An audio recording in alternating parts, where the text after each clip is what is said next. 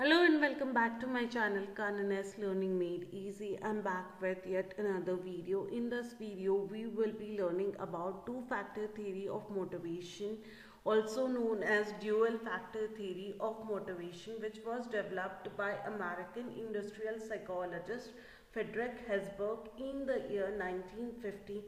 9. Below is given brief description about myself. So without any further delay, let's get started with the video. अब हम जानते हैं हिल्सबर्ग की two factor theory के दो फैक्टर्स के अल्टरनेटिव नामों के बारे में। जी हाँ, हम बात कर रहे हैं हाइजीन फैक्टर की, जिसको कि हम मेंटेनेंस फैक्टर भी बुला सकते हैं, एक्सट्रिंसिक फैक्टर भी बुला सकते हैं या फिर कंटेक्चुअल फैक्टर भी बुला सकते हैं। बात करें मोटिवेशनल फैक्टर की, तो इसे मोटिवेशनल फैक्टर के अलावा इंट्रिंसिक फैक्टर भी बुलाया जा सकता है या कंटेंट फैक्टर भी बुलाया जा सकता है।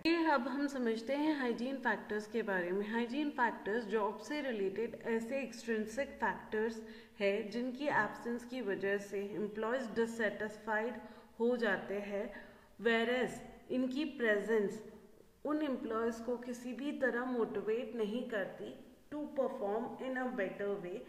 इन हाइजीन फैक्टर्स का सिर्फ इतना सा ही मोटिव रहता है कि वो एम्प्लॉयज के डिससेटिस्फैक्शन को ख़त्म कर देते हैं। आइए जानते हैं इनकी लिस्ट। जी हाँ, सबसे पहले आ जाती है सैलरी या वेजेस और कोई बेनिफिट जो कंपनी प्रोवाइड करती है। सेकेंडली, कंपनी पॉलिसी और एडमिनिस्ट्रेशन कैसा है, इंटरपर्सनल रिलेशन या पीयर्स के साथ रिलेशनशिप कैसे है, क्वालिटी ऑफ सुपरविजन क्या रहेगी, जॉब सिक्योरिटी कितनी है, वर्किंग कंडीशंस कैसे है, वर्क लाइफ बैलेंस कैसा रहेगा। आइए अब हम समझते हैं मोटिवेशन फैक्टर्स को। मोटिवेशन फैक्टर्स जॉब से रिलेटेड ऐसे इंट्रिंसिक फैक्टर्स है जिनकी की एब्सेंस की वजह से एम्प्लॉयज में डिससेटिस्फैक्शन और डीमोटिवेशन आ जाते हैं।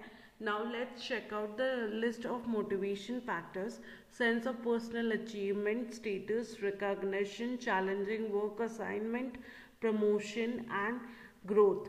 अगर ये सारी चीज़ें किसी भी एम्प्लॉय को मिल रही है तो उनका मोटिवेशन और सेटिस्फैक्शन लेवल बहुत ज़्यादा हाई हो जाएगा और वो पूरी कमिटमेंट के साथ काम करने लगेंगे।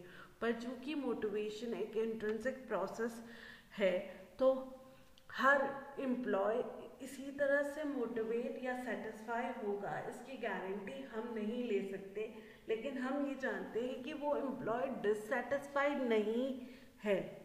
Now let's check out 4 possible outcomes which we get from two-factor theory of motivation. First case है high hygiene के साथ साथ high motivation factor, तो ये एक ideal situation है।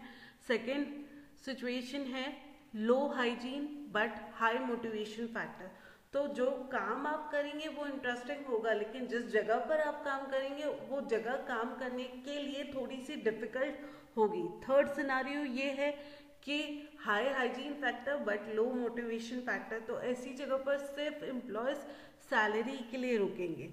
चौथा सिनारियो ये है कि low hygiene factor plus low motivation factor, तो ये तो वर्स्ट सिचुएशन है एम्प्लॉयज के लिए। आप लोगों की तरह मुझे भी यही लगता था कि डिससेटिस्फैक्शन का अपोजिट सेटिस्फैक्शन है और वाइजा वर्सा, लेकिन टू फैक्टर थ्योरी के अनुसार अगर हाइजीन फैक्टर एब्सेंट है तो वो एम्प्लॉयज़ के दरमियान डिससेटिस्फैक्शन क्रिएट करेंगे।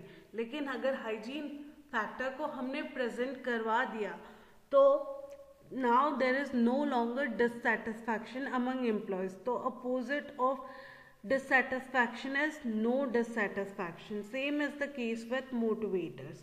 Motivators अगर absent है तो there will be no satisfaction, लेकिन अगर motivators present है तो now employees are satisfied. Hopefully आपको हेल्सबर्ग की two factor theory of motivation clearly समझ में आ गई होगी। In case of any queries और doubts please do write me in comment box. Thank you so much for watching. Please do like, share and subscribe my channel.